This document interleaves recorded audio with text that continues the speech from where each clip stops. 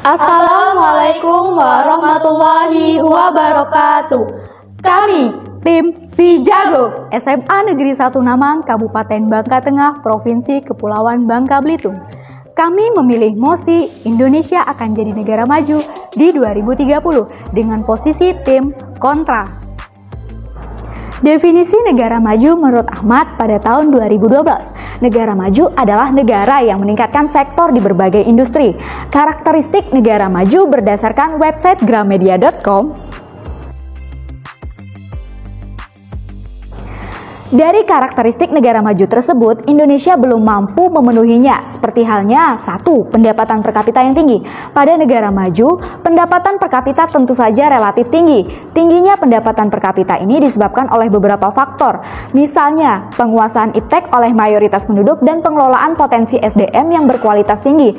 Dan sebagian besar pada negara maju tidak lagi menggantungkan potensi ekonominya pada sektor pertanian, tetapi di sektor industri, jasa, dan perdagangan. Sedangkan di Indonesia masih menggantungkan pendapatan ekonomi di sektor pertanian, sedikitnya sektor industri jasa, serta perdagangan.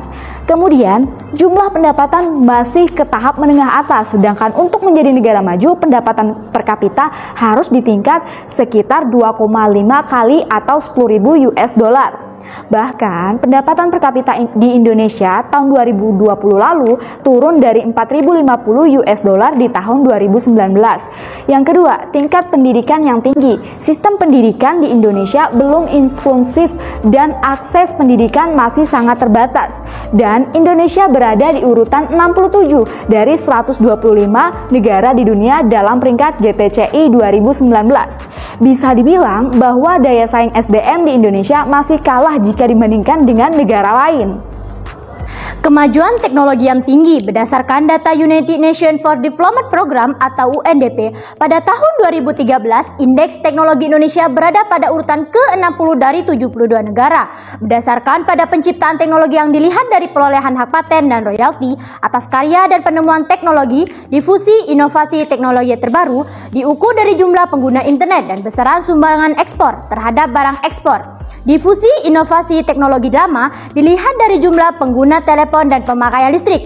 Tingkat pendidikan penduduk berdasarkan rata-rata lama sekolah penduduk usia 15 tahun ke atas dan angka partisipasi penduduk yang menempuh pendidikan tinggi di bidang iptek.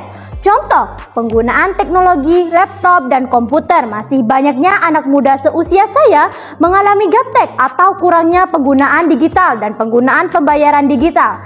Di negara maju, penggunaan pembayaran digital jadi hal biasa, sedangkan di Indonesia, pembayaran digital masih minim, hanya digunakan oleh orang-orang tertentu.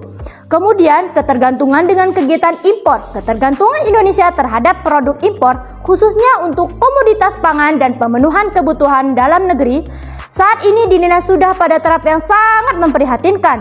Ekspor Indonesia masih berupa bahan-bahan mentah, seperti karet, timah, dan lainnya.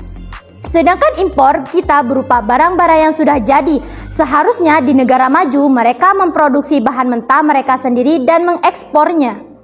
Dari argumentasi yang telah disampaikan oleh rekan-rekan saya, dapat disimpulkan bahwa kami dari tim Si Jago kontra terhadap mosi perdebatan yaitu Indonesia akan jadi negara maju tahun 2030.